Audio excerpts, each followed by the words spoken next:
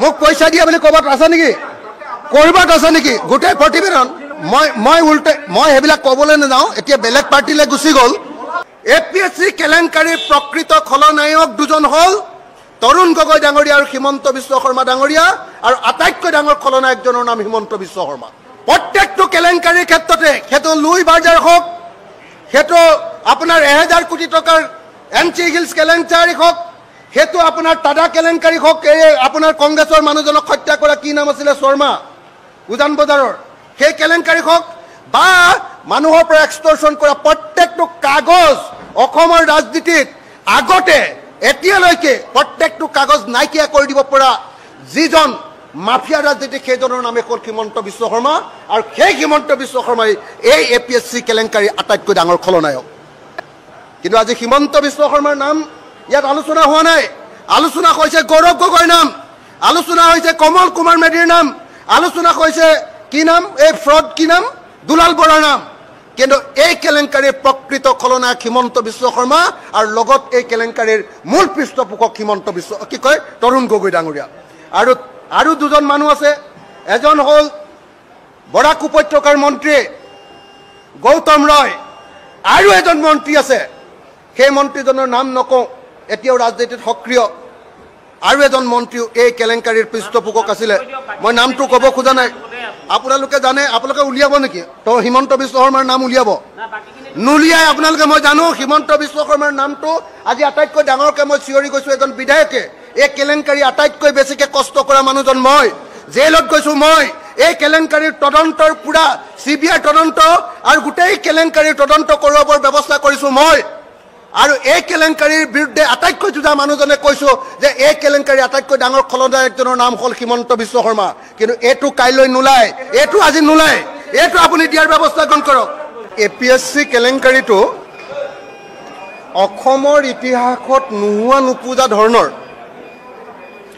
এটা ভয়ংকৰ কেলেংকাৰী সেই কথাটো আমি সকলোৱে বুজি উঠিব লাগিব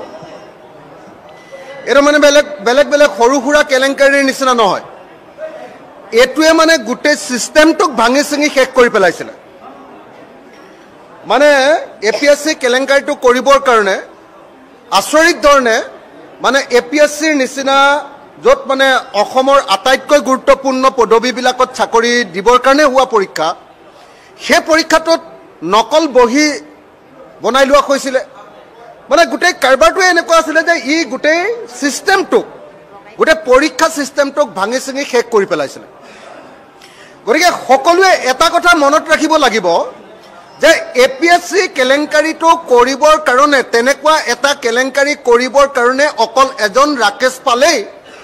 বা অকল আয়োগখনৰ জৰিয়তে কেতিয়াও সম্ভৱপৰ নহয় যদিহে তাত গভৰ্ণমেণ্ট জড়িত নাথাকে এটোৱে আটাইতকৈ ইম্পৰ্টেণ্ট কথা আৰু BK শৰ্মাৰ ৰিপৰ্টত এটোকে লুকুৱাব খোজা হৈছে BK শৰ্মাৰ ৰিপৰ্টত বিপ্লৱ কুমাৰ শৰ্মাৰ ৰিপৰ্টত 14 জন মানুহক দোষী সাব্যস্ত কৰা হৈছে চেয়াৰমেনৰ পৰা PSO লৈকে কিন্তু তাত কোনো পৰ্যায়ত কোনো দোষী সাব্যস্ত কৰি দিয়া এখন তালিকা আছে আপোনালোকে চাই ল'ব সেই তালিকাখনত 14 জন মানুহক দোষী সাব্যস্ত কৰা হৈছে য'ত চেয়াৰমেনৰ পৰা এক্সামিনেশ্যন কণ্ট্ৰলাৰৰ পৰা PSO জনলৈকে এই 14 জন মানুহক দোষী সাব্যস্ত কৰা হৈছে কিন্তু গোটেই কেলেংকাৰীটোৰ পৃষ্ঠপোষকতা কৰা প্ৰকৃত যিসকল ৰাজনীতিক তেওঁলোকক সেই কেলেংকাৰীটোৰ পৰা নাইকিয়া কৰি দিয়া হৈছে আৰু যাতে সেইটো লুকুৱাব পাৰে তাৰ কাৰণে BK শৰ্মা প্ৰতিবেদনখনত অকণমান মানে হাঁহি ধেমালিৰ খুৰাক দি দিয়া হৈছে যে কমল মেধিয়ে 3 লাখ টকা ল'লে বুলি যে আপোনাৰ দুলাল বৰাই 2 লাখ টকা ল'লে বুলি লৈছে নলৈছে নিশ্চয় হ'ব পাৰে ল'বও পাৰে কিন্তু এটো 2 লাখ টকীয়া বা 3 লাখ টকীয়া কেলেংকাৰী নহয় বা বিজেপিৰ MLA জনে 60 লাখ টকা ল'লে বুলি দেখুৱাইছে কি নাম এজন গুৰুপ্ৰসাদ দাস গুৰুজ্যোতি দাস তেওঁ 60 লাখ টকা ল'লে বুলি দেখুৱাইছে এটো 60 লাখ টকাৰ বা দুলাল বৰাই 2 লাখ টকা লোৱা বা কমল কুমাৰ মেধিয়ে 3 লাখ টকা লোৱাৰ কেলেংকাৰী এটো নহয় এটো হল গোটেই ভাৰতবৰ্ষৰ ভিতৰত এখন ৰাজ্যৰ এডমিনিষ্ট্ৰেটিভ সিস্টেমৰ কাৰণে তৈয়াৰ কৰা অফিচাৰ্ছবিলাকৰ যিটো পৰীক্ষা সেই পৰীক্ষাটো সম্পূৰ্ণৰূপে মাফিয়া ষ্টাইলত একেবাৰে ধ্বংস কৰি দিয়া এটা কেলেংকাৰী নাম্বাৰ 1 মই কে এম এছৰ নামত ওলোৱা নাই 3 লাখ কথাটো ওলাইছে কমল মেধিৰ নামত মোৰ পৰামৰ্শত যদি গৈছে বুলি যদি কোনোবাই প্ৰমাণ কৰিব পাৰে এটা ফ্ৰডে আপোনালোকে নাজানে এই যিটো ফ্ৰডে কোৱা কথাটোক লৈ আপোনালোকে ডাঙৰ নিউজ বনাইছে হিমন্ত বিশ্ব শৰ্মাক লুকুৱাবৰ কাৰণে আপুনি শুনিলো আপুনি কথাটো শুনিলো আপোনালোকৰ এজেন্ডাটো হ'ল নহয় জানো আপোনাৰ কথা কৈছো মই আপোনাৰ এজেন্ডাটো মোৰ নাম লোৱা নাই মোৰ নাম ল'ব পৰা নাই পইচা লোৱা বুলি মোৰ নাম অখিল গগৈ মোৰ নাম কোনো কেলেংকাৰীৰ কোনো মানুহে অখিল গগৈক পইচা দিছে বুলি কোনো মানুহে ল'ব পৰাৰ সাহস অসমত জন্ম হোৱা নাই পইচা দিছে বুলি ল'ব পৰাৰ সাহস অসমত জন্ম হোৱা নাই মই আপোনাক চ্যালেঞ্জ কৰি ক'ব পাৰো কোনো কেলেংকাৰীত অখিল গগৈক পইচা দিছে বুলি কোৱাৰ কোনো মানুহ জন্ম হোৱা নাই বুলি মই চ্যালেঞ্জ কৰি ক'ব পাৰো কিন্তু আপোনালোকে হিমন্ত বিশ্ব শৰ্মাৰ নাম কমাবৰ কাৰণে আপোনালোকে সৰু কথাবিলাকক ডাঙৰ কৰি আছে গৌৰৱ গগৈক ডাঙৰ কৰি দিছে কমল মেধিক ডাঙৰ কৰি দিছে দুলাল বৰাক ডাঙৰ কৰি দিছে এই গোটেইকেইটা লগালে 6 লাখ টকা মান 7 লাখ টকা মান হ'ব এপিএসসি কেলেংকাৰীটো কেইবা হাজাৰ কোটি টকাৰ কেলেংকাৰীয়ে নহয় ই এটা অসম ধ্বংস কৰা ডাঙৰ অভিযান আছিল সেইটো লুকুৱাই ৰাখিছে